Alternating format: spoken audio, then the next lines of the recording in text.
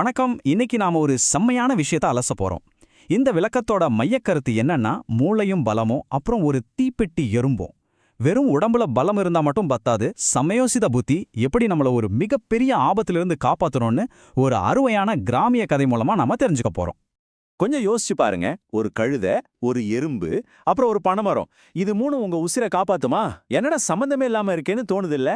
ஆனா சில நேரங்கள்ல இந்த மாதிரி சம்பந்தமே இல்லாத சாதாரண பொருட்கள் தான் நம்மள மரணக்குழியிலிருந்து காப்பாத்தும். அது எப்படின்னு தான் இன்னைக்கு நம்ம டீகோட் பண்ண போறோம். பகுதி 1.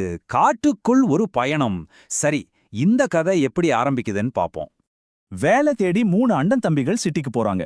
அப்படி போகும்போது வழியில ஒரு அடர்ந்த காட்டை கடக்க வேண்டியிருக்கு. அப்போ அவங்க சில வினோதமான பொருட்களை கையில் எடுக்கிறாங்க. துணிமணிகளை சுமக்க ஒரு கழுதை, ஒரு காய்ந்த பனைமரத்துண்டு, ஒரு பனை ஓலை. அப்புறம் அந்த சின்ன தம்பி என்ன பண்றான்னா, ஒரு கட்டெரும்பு கூட்டிலிருந்து கொஞ்சம் எறும்புகளை பிடிச்சு ஒரு தீப்பெட்டிக்குள்ள போட்டு வச்சுக்கிறோம். கேட்கவே ரொம்ப விசித்திரமா இருக்குல்ல?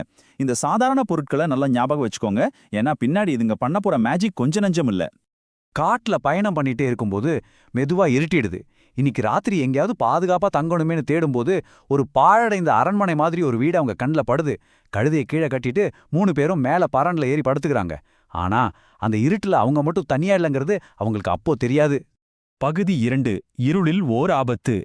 அந்த பாழடைந்த வீட்டுக்குள்ள என்ன காத்திருக்குன்னு இப்ப பாப்போம்.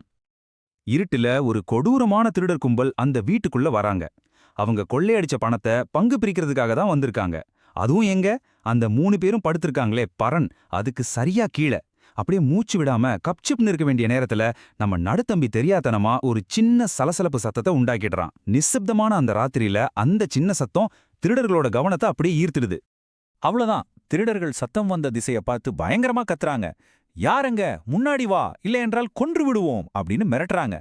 மேல மாட்டிக்கிட்ட அண்ணன் தம்பிகளுக்கு என்ன பண்றதுனே தெரியல.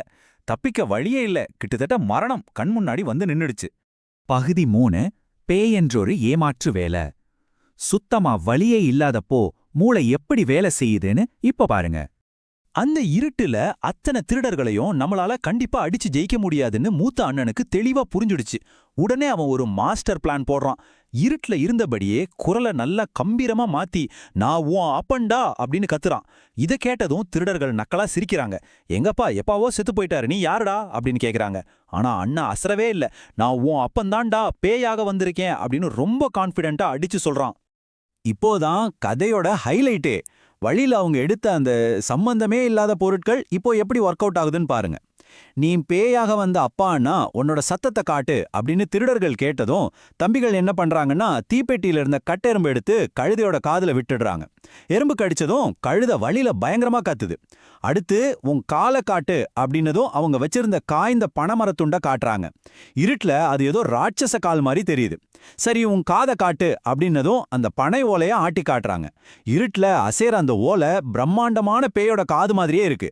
இதுல இருந்து என்ன தெரியுதுன்னா, அவங்க எந்த அளவுக்கு பிரசன்ஸ் ஆஃப் மைண்டோட யோசிச்சிருக்காங்கன்றதுதான். அவங்க அதோட நிறுத்திக்கல. அந்த எறும்ப ஒரு தடவை மட்டும் அவங்க யூஸ் பண்ணல. திருடர்களோட பயத்தை உச்சிக்கு கொண்டு போறதுக்காக ஒரு சைக்கலாஜிக்கல் அட்டாக் பண்றாங்க. எறும்ப விட்டதும் கழுத கத்துச்சா, திருடர்கள் கொஞ்சம் பயந்ததை பார்த்ததும் அண்ணன் உடனே இன்னொரு எறும்ப கழுதையோட காதுல விட சொல்றான். இப்போ கழுதை இன்னும் உக்கிரமா, கேட்கறதுக்கே நடுங்குற அளவுக்கு பயங்கரமா கத்துது. அந்த ராட்சச கால், அந்த பெரிய காது, அப்புறம் இருட்டுல கேட்கிற அந்த பயங்கரமான அலறல் சத்தம், இது எல்லாத்தையும் பார்த்த திருடர்கள் கன்ஃபார்ம் பண்ணிட்டாங்க, ஐயோ இங்க நிஜமாவே ஒரு பெரிய பேய் தான் இருக்கு அப்படின்னு. மரண பயத்துல அவங்க கொண்டு வந்த வைரம், நகை, பணம் எல்லாத்தையும் அங்கே போட்டுட்டு அலறி அடிச்சுக்கிட்டு தெரிச்சு ஓடிட்டாங்க. பகுதி 4. பலத்தை வென்ற மூளை. சரி, இந்த சம்பவத்துக்கு அப்புறம் என்ன ஆச்சுன்னு பாப்போம். திருடர்கள் ஓடுனதுக்கு அப்புறம் கீழே வந்து பார்த்தா அங்க குவிஞ்சு கிடக்குது பெரும் செல்வம். அந்த பணத்தோட அண்ணன் தம்பிகள் 3 பேரும் சந்தோஷமா சொந்த ஊருக்கே திரும்புறாங்க. ஆனா அந்த பணத்தை வச்சு அவங்க மட்டும் சொகுசா வாழல. கிராமத்துல இருக்கிற ஏழை மக்களுக்கு நிறைய உதவி பண்றாங்க. அதுக்கப்புறம் அவங்களுக்கு பிடிச்ச ஒரு புது பிசினஸ் ஆரம்பிச்சு ரொம்பவே சந்தோஷமா வாழ்க்கைய வாழ ஆரம்பிக்கிறாங்க. இந்த விளக்கம் நமக்கு ரொம்பவே ஆழமான ஒரு பாடத்தை கத்துக் கொடுக்குது. வாழ்க்கையில ஒரு பெரிய பிரச்சனையை சந்திக்கும் போது நீங்க தான் இருக்கிறதுலே ரொம்ப பலசாலியா இருக்கணும்னு எந்த அவசியமும் இல்ல. ஆனா அந்த சூழ்நிலையை சமாளிக்கிற அளவுக்கு சமயோசித புத்தியும் அதை செயல்படுத்த ஒரு சிந்த துணிச்சலும் இருந்தா போதும். இந்த ரெண்டும் இருந்தா மழையளவு ஆபத்து வந்தாலும் அதை நாம ஈஸியா தவிடுபடியாக்கிடலாம். கடைசியா உங்களை யோசிக்க வைக்கிற மாதிரி ஒரு கேள்வியோட நான் இதை முடிக்க விரும்புறேன். நாளைக்கே உங்க வாழ்க்கையில ஒரு பெரிய பிரச்சனையோ இல்ல ஆபத்தோ கண் முன்னாடி வந்து நிக்கும்போது அதை சமாளிக்க உங்களை சுத்தி இருக்கிற அந்த எறும்புகளும் பனை ஓலைகளும் என்னென்ன அந்த சாதாரண விஷயங்களை உங்க புத்திசாலித்தனத்தால எப்படி ஒரு பெரிய ஆயுதமா மாத்த போறீங்க? கொஞ்சம் ஆழமா யோசிச்சு பாருங்க. மீண்டும் ஒரு சிறப்பான தகவலோடு உங்களை சந்திக்கிறேன்.